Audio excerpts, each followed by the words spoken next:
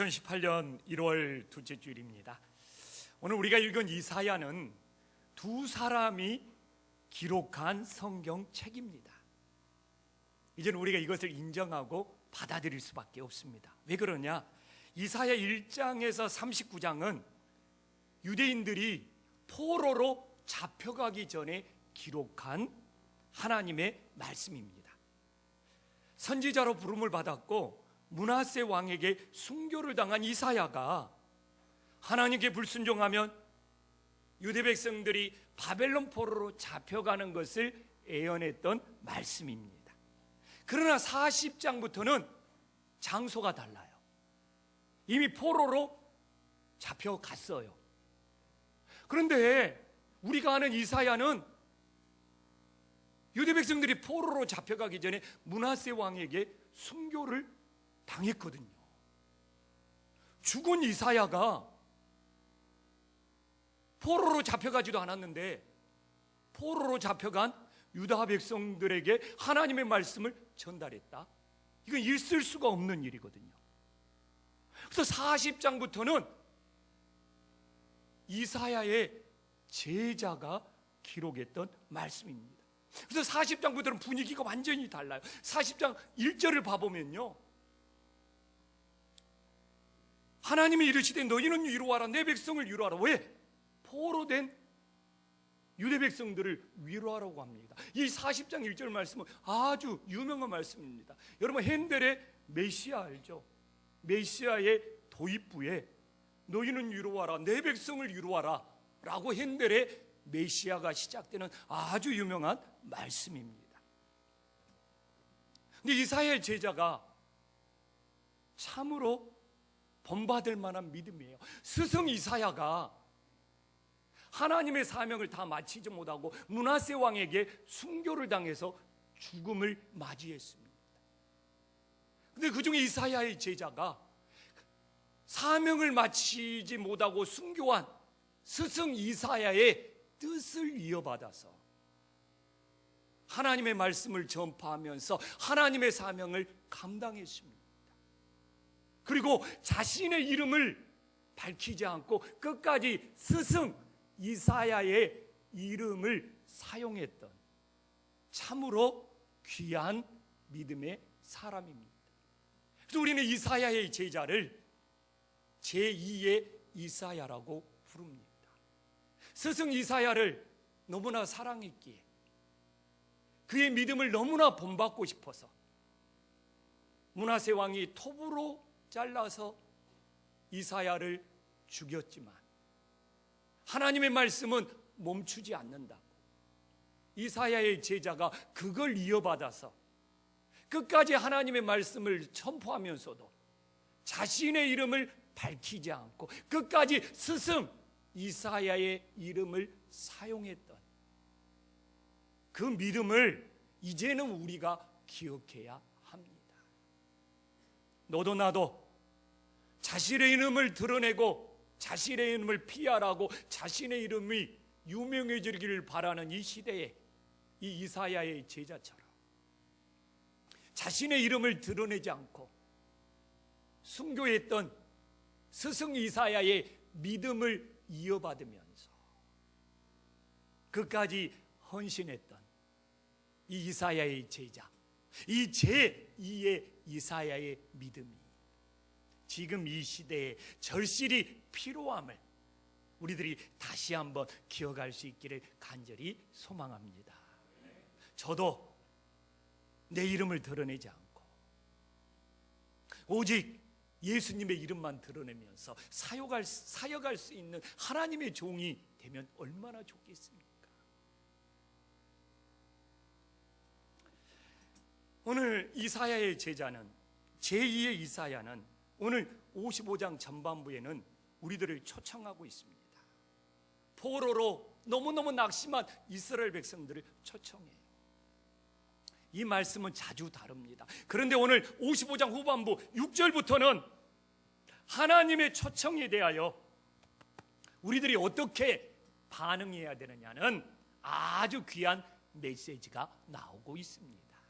새해 하나님의 부르심, 하나님의 초청에 우리들이 어떻게 반응해야 되는지 깨닫고 우리들의 삶에 적용할 수 있는 은혜로운 시간이 될 수 있기를 간절히 소망합니다. 이사야의 제자는 1절에서 우리를 초청합니다. 목마른 자들아, 돈 없는 자들아, 다 내게로 오라고 초청합니다. 지금도 교회가 이랬으면 좋겠어요. 돈 없는 자도 편하게 다닐 수 있는 교회가 되면 얼마나 좋겠습니까? 우리 장모님이 가끔 만나면 저한테 그런 이야기를 해요. 교회도 돈이 없으면 사람들과 어울리기가 힘들고 신앙생활하기가 힘들다는 거예요. 서울에서 큰 교회를 다니고 계시거든요. 안타까워요. 돈이 없어도 교회에서 편하게 신앙생활할 수 있는 그런 교회가 되면 얼마나 좋을까.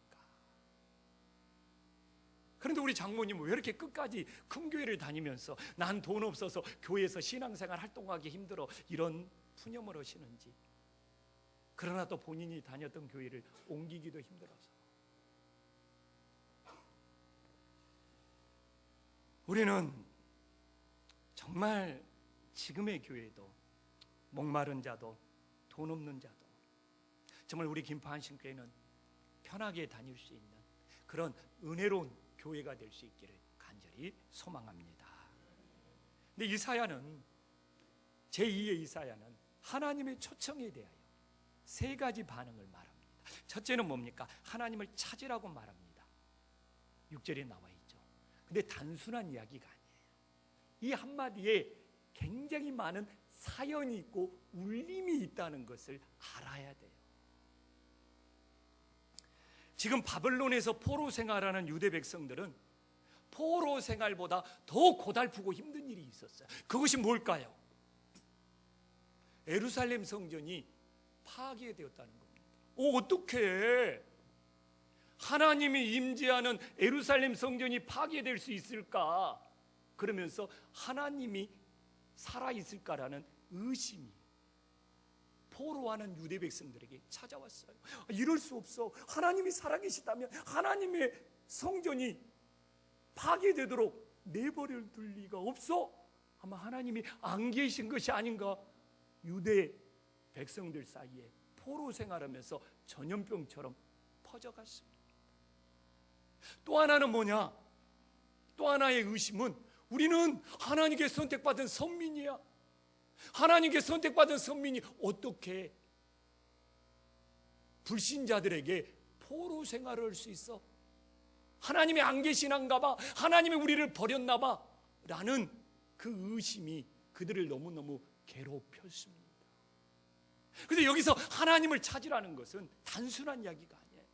너희들이 포로 생활할지라도 예루살렘 성전이 파괴될지라도 하나님의 살아계심을 믿으라는 강력한 메시지임을 깨달으시기를 간절히 소망합니다. 하나님이 살아계시지 않는다면 하나님 찾는 것이 무슨 소양이 있겠습니까? 그렇기 때문에 여기서 하나님을 찾으라는 것은 하나님의 살아계심을 믿고 살아계신 하나님을 만나라는, 그래서 여기서 만나야 된다는 이야기가 나오고 있는 거예요. 오늘도 동일합니다. 우리 성도님들의 예배를 드리고 있지만 하나님의 살아계심을 믿지 않는다면 우리는 하나님을 간절히 찾을 수가 없어요. 오늘도 우리는 예배를 드리고 있지만 두 부류로 나눠집니다.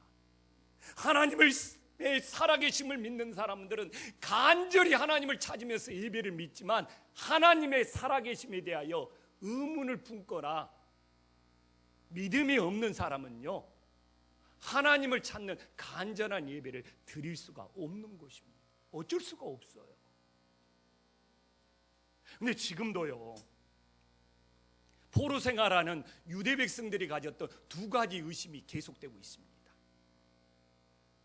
어떻게 하나님이 임재하는 예루살렘 성전이 파괴될 수 있어? 하나님이 안 계신가 봐. 이런 의심이. 어떻게 유명한 목사님이 저렇게 될 수 있어? 어떻게 저 큰 교회가 저렇게 무너져 내릴 수 있어?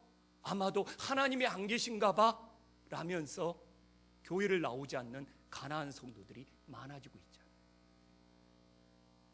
또 하나의 의심, 우리가 하나님께 선택받는 선민인데 우리들이 어떻게 포로 생활을 할 수 있어?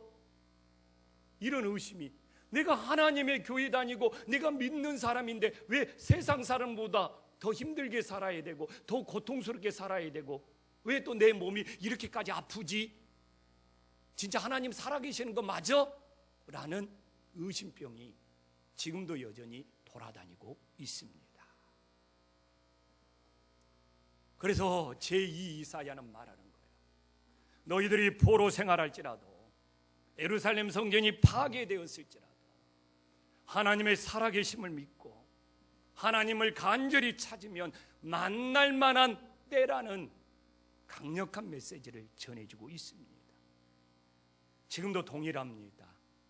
우리들이 어떤 고난을 받을지라도 내가 왜 이렇게 고난을 받아야 되냐고 하나님을 의심하는 것이 아니라 오히려 하나님의 살아계심을 믿고 간절히 찾을 때 하나님이 우리를 치유하고 회복시켜 주시는 놀라운 은혜가 있음을 믿으시기를 간절히 소망합니다. 또 하나님이 초청할 때 우리는 하나님을 부를 수 있는 때를 놓치지 말라고 6절에서 말씀하고 있습니다. 제가 말했잖아요. 포로 생활하는 유대 백성들은 하나님이 자신을 떠났다는 거예요. 섭섭함의 상처가 그들을 짓눌렀습니다. 하나님이 섭섭한 거예요.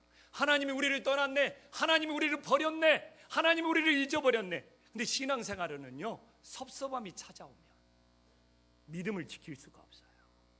사람 사이에도요, 섭섭함이 찾아오면 관계가 깨집니다. 부부 사이에도요, 어떤 일이 있더라도 섭섭함이 생기면 안 돼요. 아내가 남편을 섭섭하게 생각하면 계속 멀어질 수밖에 없어요. 똑같습니다. 유대 백성들이 우리를 포로 생활할 수 있도록 하나님이 우리를 버렸는데 이 섭섭함 때문에 하나님하고 멀어진 거예요. 근데 오늘 하나님은 뭐라고 합니까? 야, 너희를 떠나지 않았어. 가까이 계신다고 6절에서 말씀하고 있잖아요. 가까이 있어. 절대로 너희를 버리거나 떠나지 않았어. 하나님은 너희 가까이 계셔. 그러면서 뭐라고 합니까? 하나님을 부르라는 거예요. 근데 그들은 하나님이 섭섭했어요. 하나님을 부르며 하나님께 기도하지 않은 거예요. 이렇게 사람이요, 신앙생활하면서 섭섭하면요, 지금도 똑같아요. 하나님 부르면서 기도하기가 힘들어요. 그래서 섭섭함은 하나님께 부르면서 하나님께 기도하는 것을 방해하고 가로막게 되어 있습니다. 그래서 하나님 가까이 계시니까 하나님을 부르면서 하나님께 기도해라고 그러잖아요. 근데 여기서 하나님을 부르라는 것에 더 깊은 뜻이 있습니다. 여기서 하나님을 부른다는 것은 하나님께 내 인생을 맡겨라는 거예요. 그러면 딱 떠오르잖아요. 아, 그래서 입술로만 우리들이 주여 주여 하는 것만 한다고 천국에 가는 것이 아니구나. 우리들이 주여 이름을 한번 부른다는 것은 그 주님께 내 인생을 던지고 내 인생을 맡긴다는 거구나. 그러면 지금 우리 성도님들이 주여라고 이름을 부르는 것은 그 주님께 내 인생을 맡깁니다, 이렇게 주님을 부르고 있느냐 이거예요. 근데 유대 백성들은 포로 생활하면서 하나님이 우리를 떠나서 하나님께 너무너무 섭섭한 마음이 들어가지고 하나님께 자신의 인생을 맡기며 그 하나님을 부르지 않으니까 그들은 더 어둠의 구렁텅이로 빠져드는 것이죠. 그래서 제2 이사야가 초청합니다. 너희 인생 다시 한번 하나님을 부르면서 하나님께 맡겨봐라. 그러면 너희들이 포로 생활을 끝나고 유대로 다시 돌아갈 수 있고 너희들의 인생이 회복될 수 있다고 말씀하고 계시는 거예요. 지금도 동일합니다. 새해를 시작하면서 여러분들의 인생 속에 어떤 섭섭함이 있습니까? 이것이 하나님을 부르고 하나님께 우리의 인생을 맡기는 것을 가로막아서는 안 되는 것입니다. 우리들이 다시 한번 주여라고 부를 때, 주여라고 부르면서 기도할 때 내 인생을 온전히 맡기며 기도함으로써 우리들의 삶이 다시 회복되는 믿음의 역사가 일어나기를 간절히 소망합니다. 또 하나 하나님이 초청할 때 어떻게 반응해야 됩니까? 7절에 나와 있잖아. 하나님께로 돌아오라. 포로 생활하는 유대 백성들이 하나님께로 돌아오기 위해서는 어떻게 해야 됩니까? 제가 이미 이야기했잖아요. 포로 생활하는 유대 백성들은 나 하나님께 버림받았어. 하나님이 나를 떠났어. 근데 하나님이 그들을 버린 것이 아니에요. 누가? 그들이 하나님을 버린 거예요. 오늘 나와 있잖아요. 7절에 자신의 생각과요, 자신의 길로 가면 갈수록 하나님과 멀어지는 거예요. 그래서 하나님께로 돌아오기 위해서는 먼저 뭐라고요? 너희 생각과 너희 길을 버려라고 그러잖아요. 7절 후반부에 봐보십시오. 너희 생각과 너희 길을 버리고 돌아오면 하나님이 너그럽게 용서하신다고 말씀하고 있습니다. 오늘도 동일하게 새해 여러분 여전히 우리 성도님들이 자신의 생각과 자신의 길로 가고 있습니까? 제발 버리시고 하나님께로 돌아와서 너그럽게 용서받고 새 출발할 수 있는 믿음의 자녀들이 될 수 있기를 간절히 소망합니다.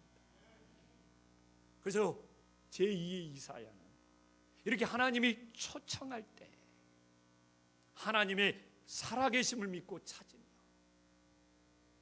하나님을 부르면서 우리의 인생을 맡기고 먼저 자신의 생각과 자신의 길을 버리고 하나님께로 돌아와야지만 너그럽게 용서받고 회복되는 이 반응들이 새해 우리들의 심령 속에 일어나기를 간절히 소망합니다.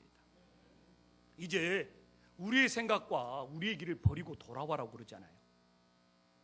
그리고 하나님의 생각과 하나님의 길을 따르라고 그러잖아요. 어떤 차이가 있는 줄을 알아야죠. 그런데 제2의 이사야는 친절하게 설명해 줍니다. 오늘 8절에 뭔 말하고 말합니까? 하나님의 생각과 길은 우리의 생각과 길이 다르다고 합니다. 저는 8절을 보면서 위로받았어요. 왜 위로받았느냐? 하나님이 우리의 생각과 길이 틀렸다고 하지 않고 다르다고 하는 것에 너무 위로를 받았어요. 하나님이 너희 생각 너희 길 틀렸어 그래도 할 말은 없죠. 근데 제2 이사야는 하나님이 우리를 틀렸다고 하지 않고 다르다고 말씀하고 있다고 전한다는 거. 우리도 본받아야죠. 상대방이 틀린 것이 아니라 나와 생각이 다를 수 있다고 이해해 주는 마음을 가질 수 있기를 간절히 소망합니다. 지금 한국 사회가 왜 힘듭니까? 자신의 생각과 다른 사람들은 다 틀렸다는 거예요. 자신의 색깔에 맞춰서만 살려고 합니다. 그래서 어떻게 색깔 논쟁이 한국 사회에서는 너무 지치게 만들고 힘들게 만들고 있어요. 어떻게 자신의 색깔에 맞는 사람만 모여서 살 수 있는 세상이 어디가 있습니까? 교회는 더 그렇습니다. 우리가 진짜 예수님을 따르는 교회라면 나와 색깔이 다르고 나와 생각이 다를지라도 서로 조화를 이루는 교회가 아름다운 교회 아닙니까?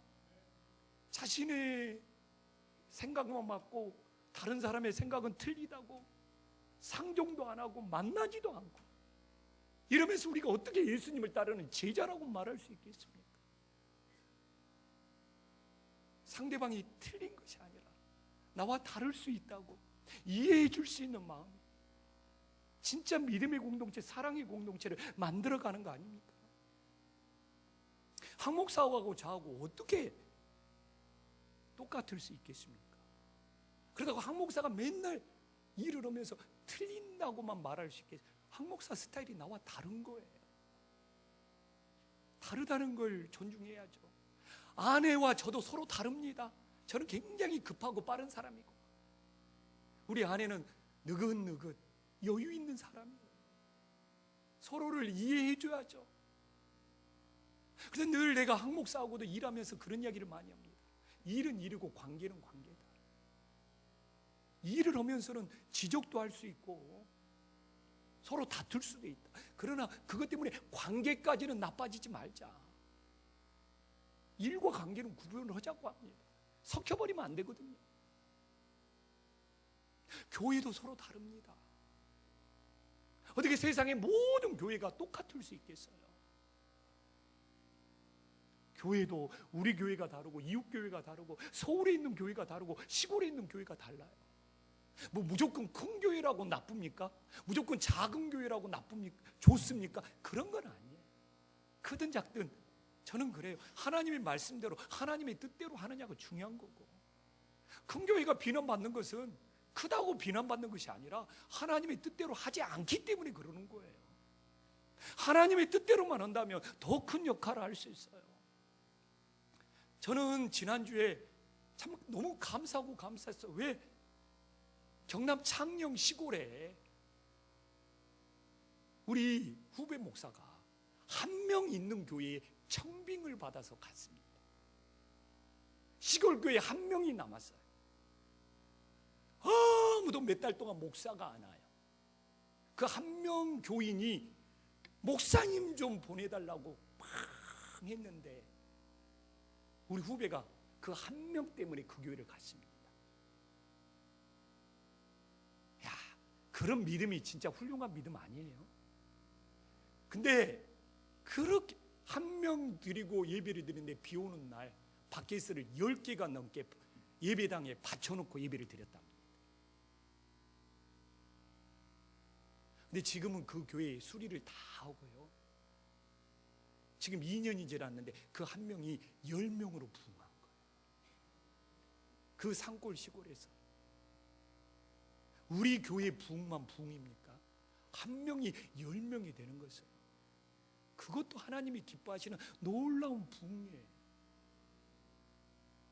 근데 그 한 명이 10명이, 그 목사님은 사모님도 있고 자녀 둘도 있는데 어떻게 생활합니까? 그래도 우리 목장을 2개 목장을 연결시켰어요. 우리 목장이 사는 일이에요. 우리 2개 목장이 조금이라도 생활비를 대주자.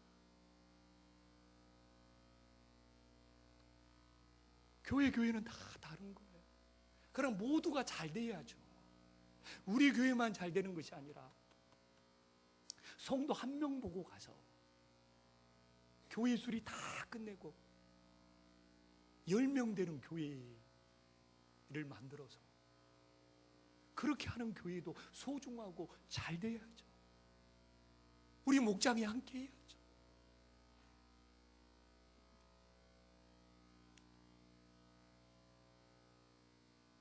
그래서 다른 것은 절대로 늘 말하지만 기가 따갑게 틀린 것이 아니에요.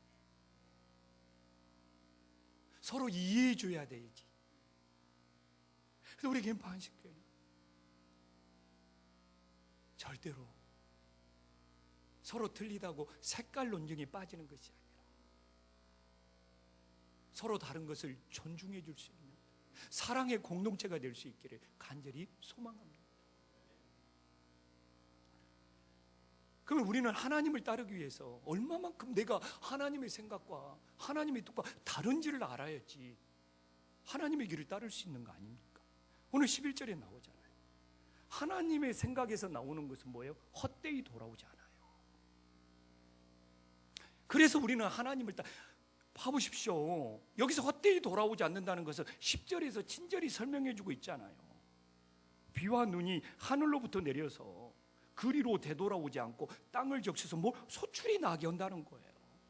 하나님의 생각에서 나오는 말씀은 반드시 소출과 열매를 맺는 그 은혜를 주신다는 것이죠. 그러나 우리의 생각에서 나오는 것은 뭡니까? 헛되이 돌아오는 경우가 많잖아요. 내 생각, 내 뜻대로 살면 열매도 없이 헛된 삶을 사는 경우가 너무너무 많지 않습니까? 오늘 제가 설교합니다. 근데 하나님 말씀 전하지 않고 막 내 생각, 내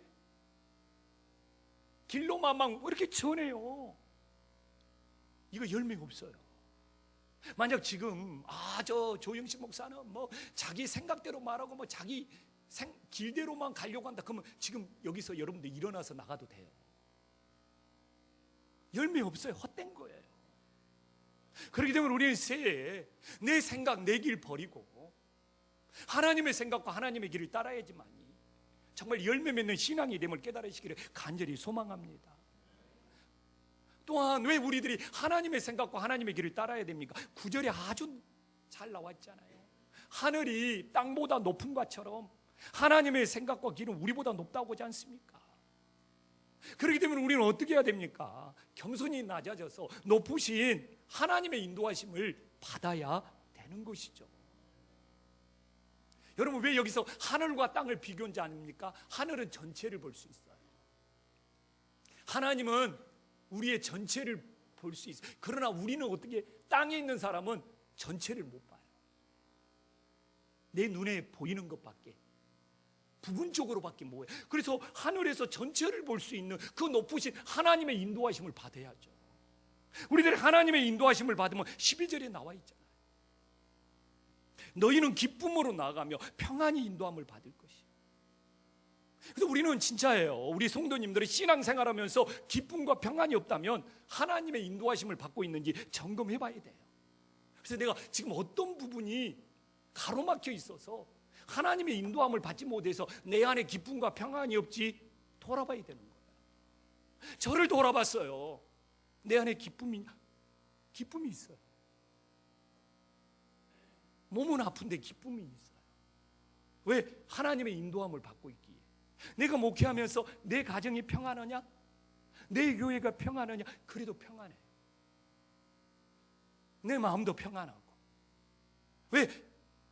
그래도 내가 목회하면서 막 양심이 찔리고 막 그러지 않거든요.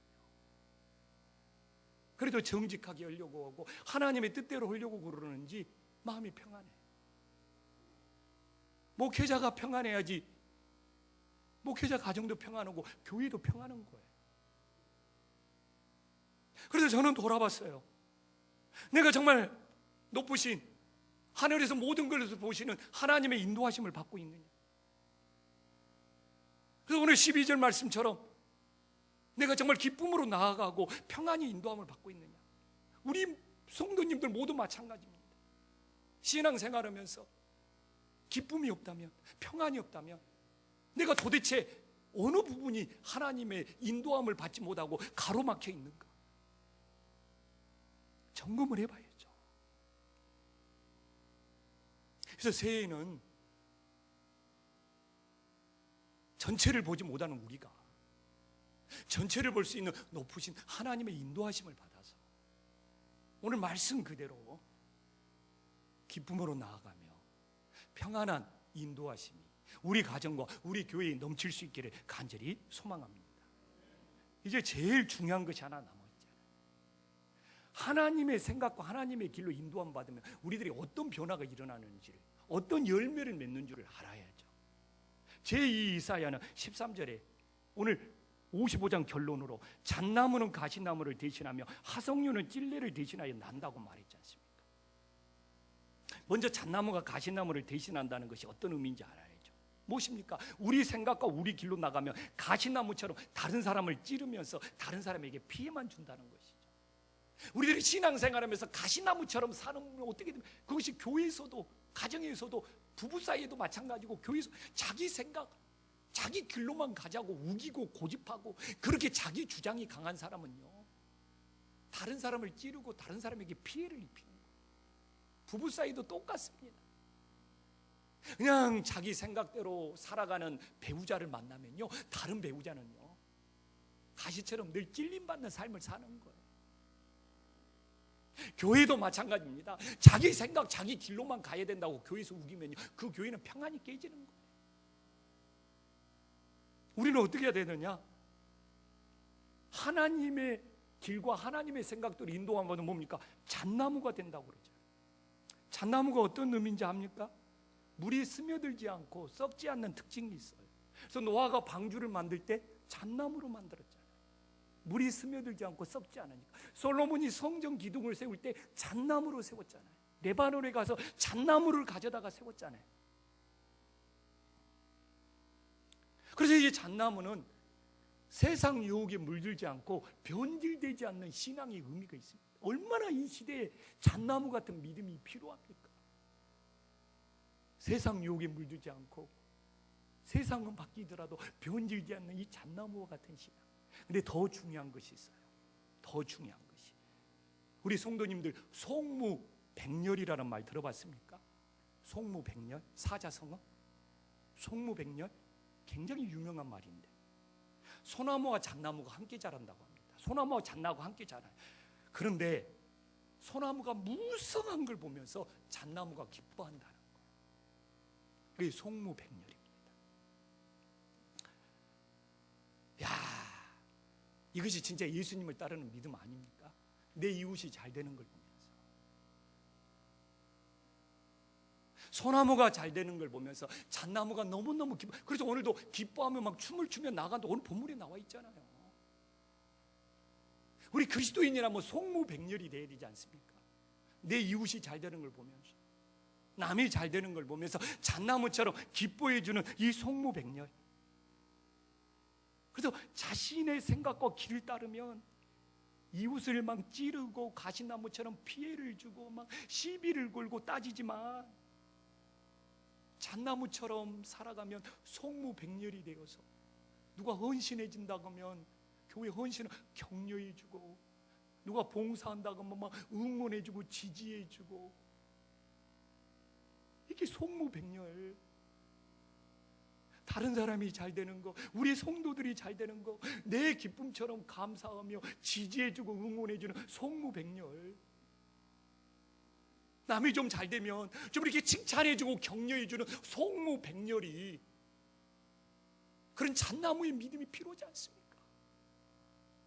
이것이 진짜 예수님의 생각과 예수님의 길을 따르지 않으면, 누구 칭찬하면 그걸 견디지 못하고, 그건 가시나무 신앙이죠.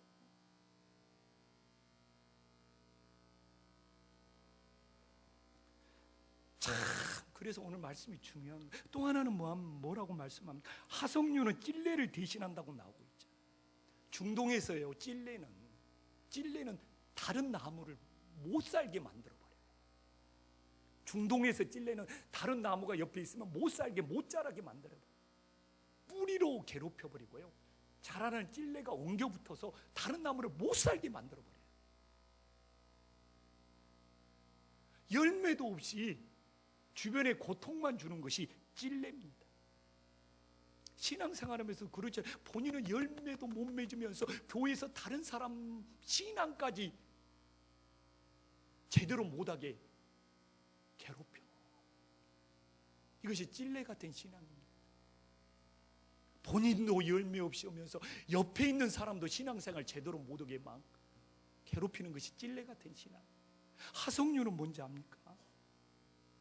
신부들이 시집갈 때 이 하석류의 향을 발랐어요. 악취를 제거하고 향기를 나게 하는 것이 하석류예요. 그래서 예수님 당시까지도 신부가 시집갈 때 제일 중요한 것이 하석류의 향. 그래서 하석류의 나무로 머리에 막 신부의 관을 만들기도 했어요. 주변의 모든 악취를 제거하고 향기 나게 하니까. 오늘 하나님의 생각과 하나님의 길을 따르는 것은 잣나무처럼 본인도 변질되지 않는 신앙이요, 다른 사람이 잘 되는 것을 기뻐해 주는 속무백렬의 신앙을 말합니다. 하석류처럼 주변의 악취를 제거하고 믿음, 소망, 사랑의 향기를 만들어버리는 이 신앙이 되는 거예요. 새해 어떤 길을 가기를 원합니까? 가시나무처럼 내 가정에서, 교회에서 끊임없이 다른 사람을 찌르는 신앙생활을 하기를 원하십니까? 찔레처럼 자신도 열매가 없으면서 남도 신앙생활 제대로 못하게 만들어버리는 그런 엉겅퀴 같은 찔레가 되기를 원하십니까? 아니잖아요.